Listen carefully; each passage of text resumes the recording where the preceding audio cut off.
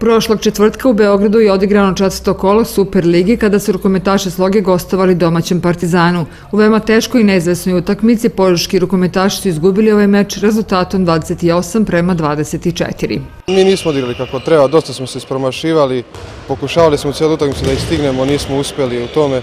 Dosta naših grešaka je rezultiralo time da izgubimo 4 razlika, sigurno je mogla bude ne samo manja razlika, nego možda čak uzmemo bolje ili 2. Bilo treba možda zato što je Partizan? Ne, zato što smo protiv većine igrača igrali u mlađim kategorijama i ranije, tako da uopšte nismo imali to opterećenje, te vrste igramo sa Partizanom, čak što više imali smo motiv veliki da se dokažemo na Banjici. Je bilo žala nakon utakmice? Kako da ne, na licima svih igrača se vidjela žala za propuštenu priliku. Ovog vikenda domaći rukometaši dočekuju nimalo prijatnu ekipu Jugovića iz Kaća koja je 8. na tabeli sa 3 boda. Igrači Sloge su motivisani i u ovaj susret ulaze sa željom da pobede. Njihov kvalitet se nije rezultovao tokom većeg dela prvenstva i to što su 8. na tabeli ne pokazuje pravo stanje stvari na terenu.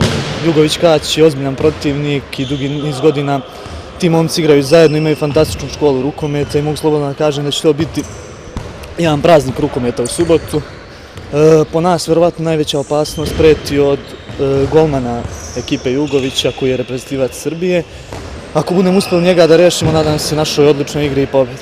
Što se tiče nas, nama motiv ne sme da nedostaje tokom celog prvenstva jer smo mi debitanti u Superligi. Svaka utakmica je za nas novo dokazivanje, nova prilika da svaki od nas, a i svi mi zajedno rastemo iz utakmice u utakmicu. Znači motiva ne sme da fali.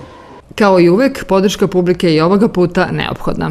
Bilo bi idealno kada bi konačno sportska dvorana bila puna, kao što je to bilo prošle godine u nekim važnim mečevima, jer ovi momci to zaslužuju svojom borbenošću i svojom igrom u dosadašnjem delu prvenstva. Rukometni klub Sloga je u dosadašnjem toku takmičenja zabeležio 2 pobjede, 1 remi i 1 poraz. Na tabeli je na 3. mestu sa 5 bodova, dok je prva Crvena zvezda sa 7 i drugi Partizan sa 6 bodova.